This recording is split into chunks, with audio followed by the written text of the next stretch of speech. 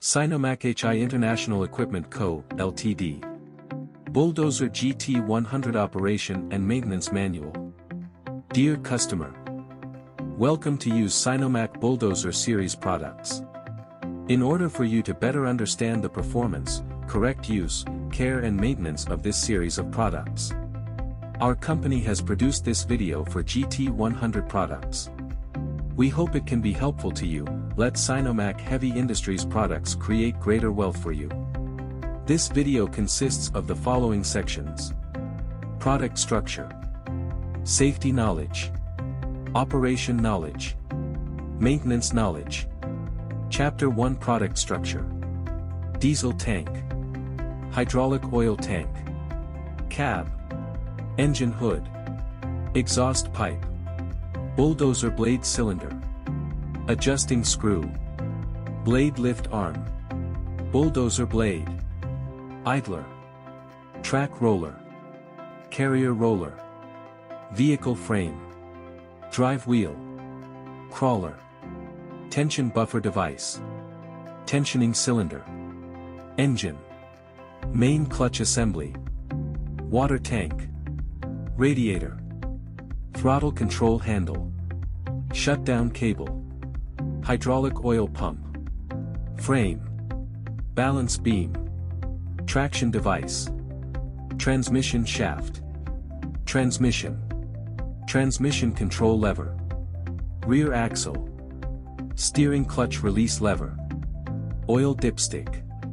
brake band, steering clutch assembly, final drive, instrument panel, operating mechanism, chair, four-way switch, wiper, main power switch, start switch, fuse box, battery, main wire harness, headlights, electronic regulator, water temperature sensor, oil pressure sensor, multi-way valve, hydraulic booster.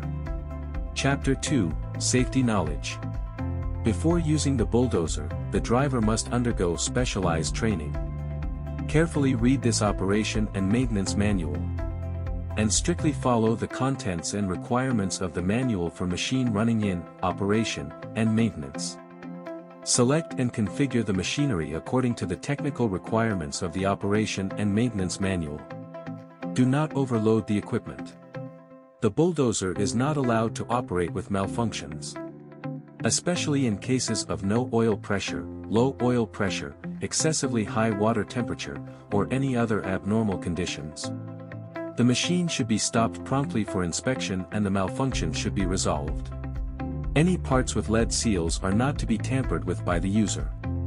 If a malfunction occurs, it must be repaired by a professional using specialized equipment. It is not allowed to adjust the hydraulic system's safety valve arbitrarily. If adjustment is necessary, it must be done by professional repair personnel using specialized equipment. The opening pressure after adjustment must comply with the requirements in the manual. The opening pressure after adjustment must comply with the requirements in the manual. The diesel engine must not be overloaded, and idling should not exceed 10 minutes. The diesel engine is not allowed to operate with malfunctions. If low oil pressure, no oil pressure, or abnormal internal engine noises are detected, the machine should be stopped immediately for inspection and the issue should be resolved. The lubricating oil used in the diesel engine must meet the specified grade for diesel engines. It is strictly prohibited to use regular engine oil as a substitute. Mixing new oil with old oil, or oils of different brands is also strictly prohibited, as this could prevent the oil from meeting performance requirements and cause damage to the diesel engine. While the diesel engine is running, personnel should not approach its moving parts. It is strictly prohibited to perform disassembly while the engine is operating. If necessary inspections and adjustments are required, extreme caution should be exercised, and safety should be the top priority. Fire prevention around the diesel engine is crucial. Open flames must not be brought near the engine. In the event of a diesel engine runaway, the fuel and air supply should be immediately cut off to stop the engine. Before shutting down the diesel engine, the load and speed should be gradually reduced. The engine should only be turned off once the coolant temperature drops below 70 degrees Celsius.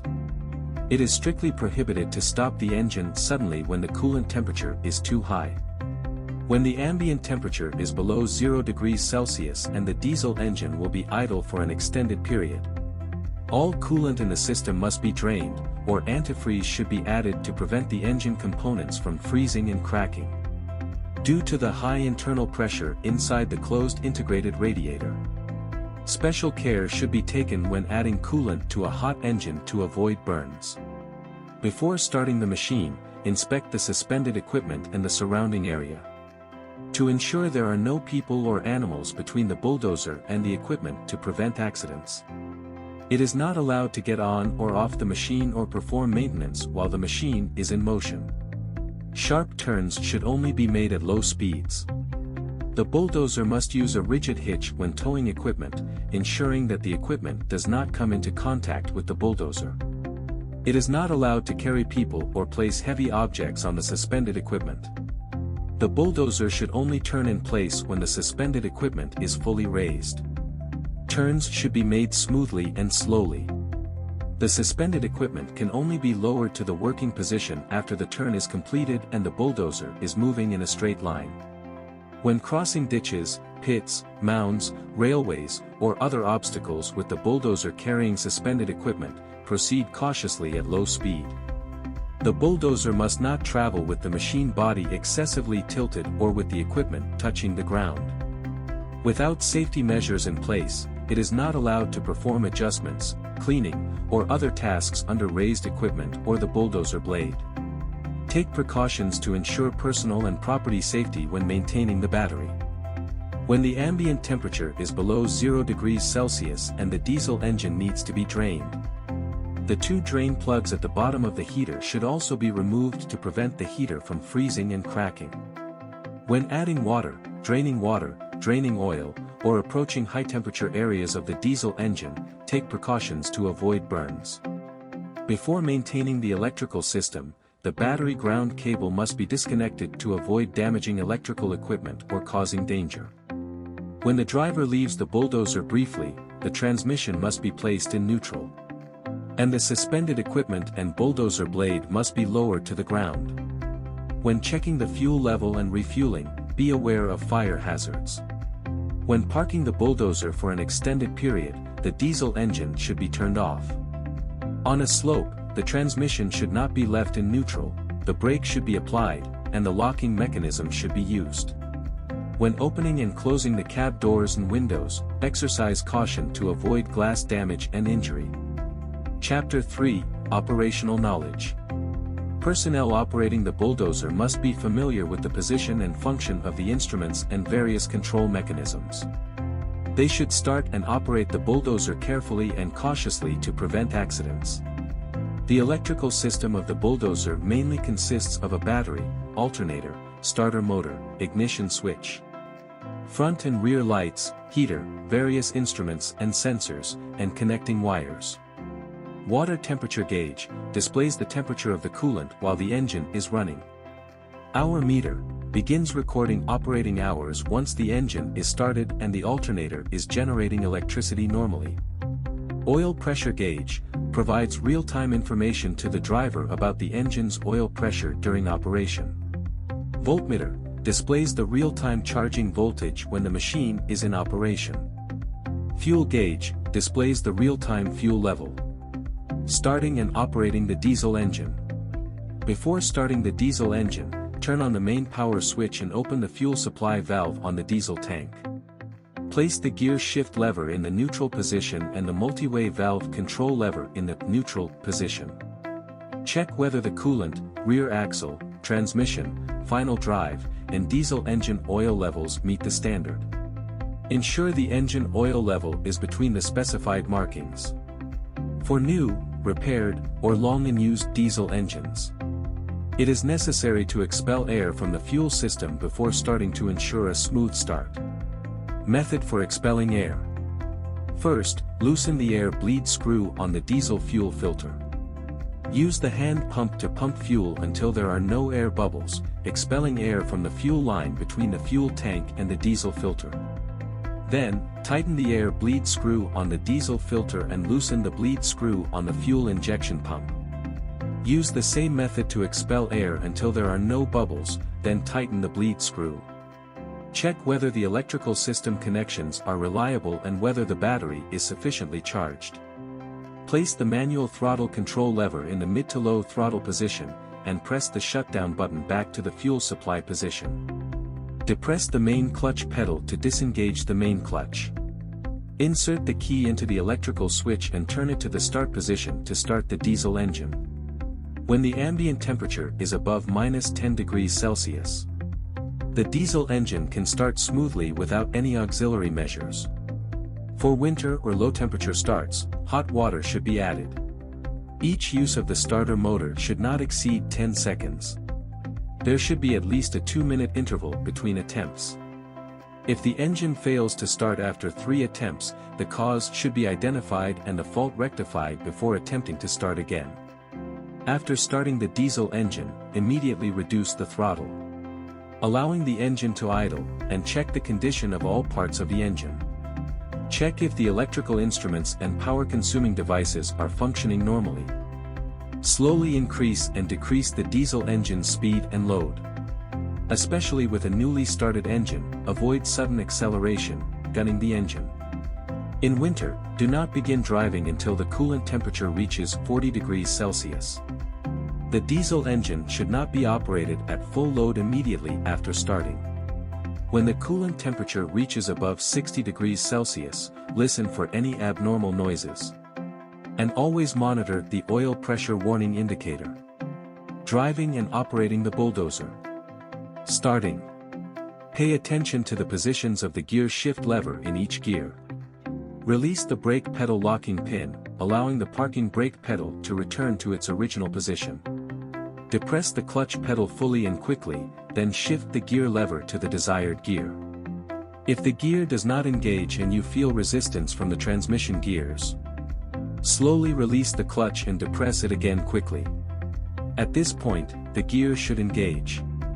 Increase the throttle and smoothly but quickly release the clutch pedal, ensuring the bulldozer starts moving smoothly. Be careful not to release the clutch pedal too quickly, as this could cause a jolt that might damage the components. Driving the bulldozer. When driving the bulldozer, the operator should avoid keeping their foot on the main clutch pedal or the brake pedal. Doing so may cause the clutch to remain partially engaged or the brakes to be slightly applied. When crossing ditches or obstacles, do not use the half-engaged clutch to reduce speed, as this increases wear on the clutch friction plates.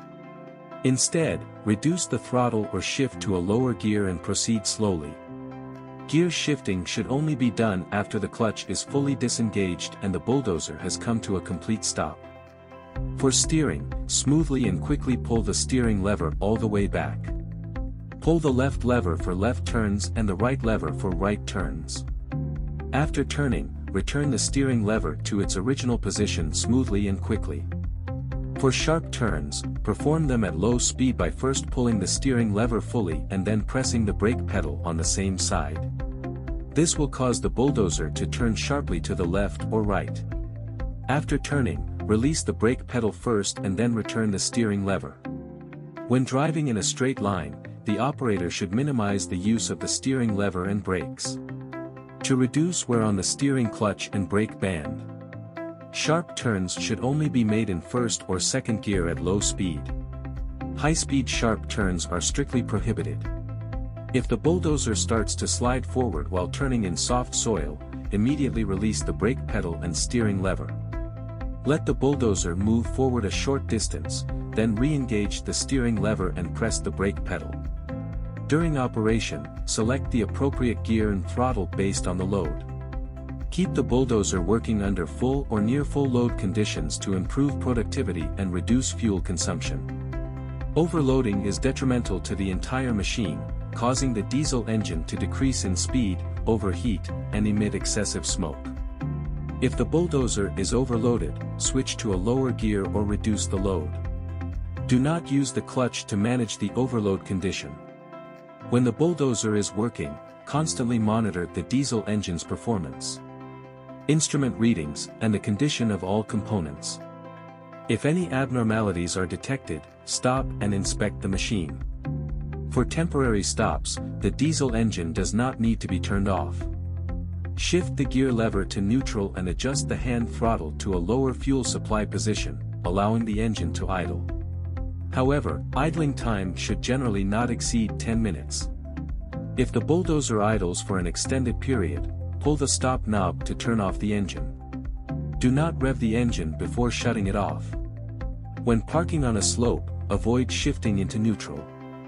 Instead, press the brake and engage the locking mechanism. Bulldozing work. When performing bulldozing work, select the appropriate gear based on the soil conditions, typically using first gear. Gradually lower the blade until it touches the ground, then smoothly engage the clutch to move the bulldozer forward. At the same time, operate the blade to cut into the soil, slowly increasing the depth. If the diesel engine makes a heavy, overloaded sound, the engine speed decreases, and there is severe smoking. In this case, slightly raise the blade to reduce the load on the bulldozer and return to normal operation. Operational requirements for bulldozing. Speed and throttle. Bulldozing should be done slowly, moving too fast makes it difficult to control and level the ground. Typically, use medium throttle for cutting the soil.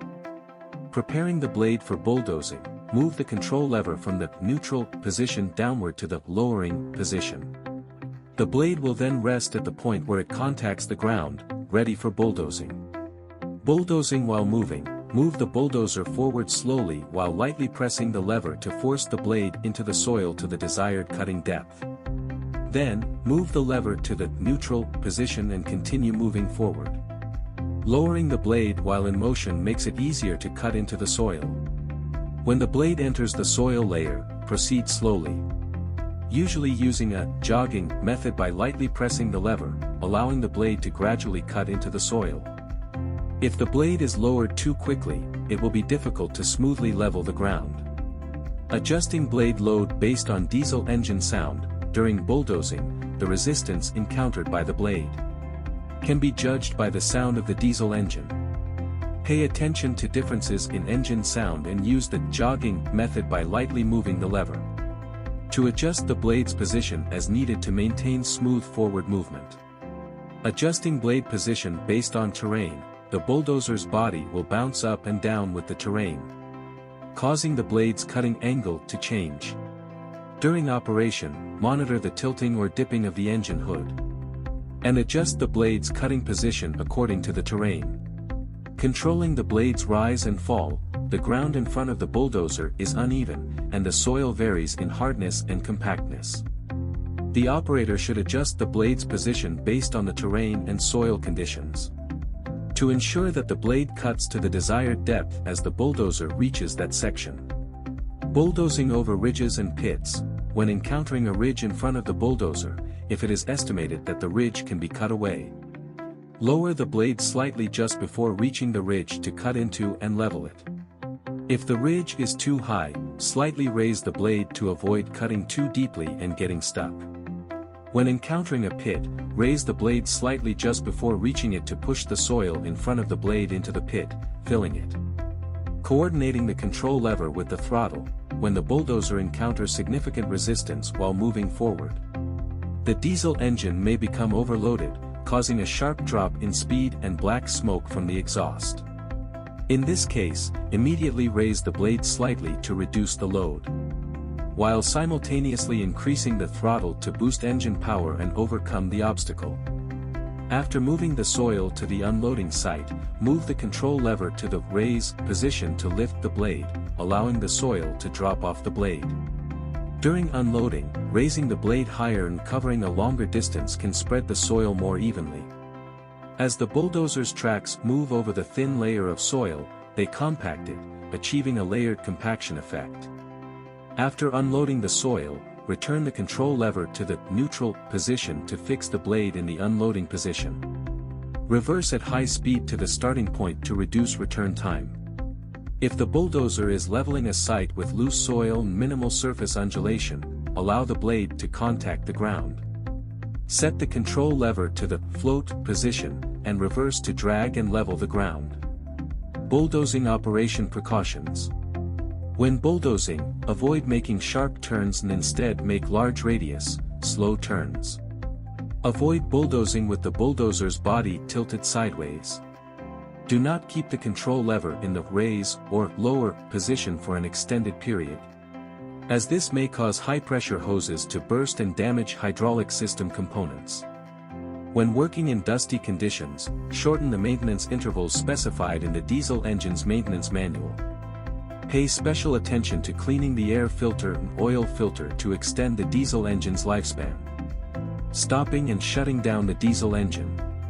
When stopping the bulldozer, first press down the main clutch pedal, then press the brake pedal. Once the bulldozer has come to a complete stop, place the gear lever in the neutral position, lower the blade to the ground. Release the pedals, and reduce the throttle to allow the diesel engine to idle. If stopping on a slope, in addition to the above operations, use the brake lock pin to secure the brakes. If parking on a slope for an extended period, place anti-skid material under the tracks to prevent accidental slipping, which could lead to a serious accident. For an emergency stop, simultaneously press the main clutch pedal, move the hand throttle to the minimum position, and quickly press the brake pedal to stop the bulldozer as quickly as possible. Then, place the gear lever in the neutral position and release the pedals.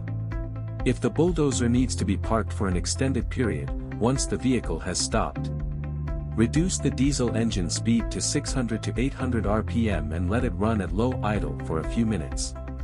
Once the coolant temperature drops below 70 degrees Celsius, pull the stop cable to shut down the diesel engine.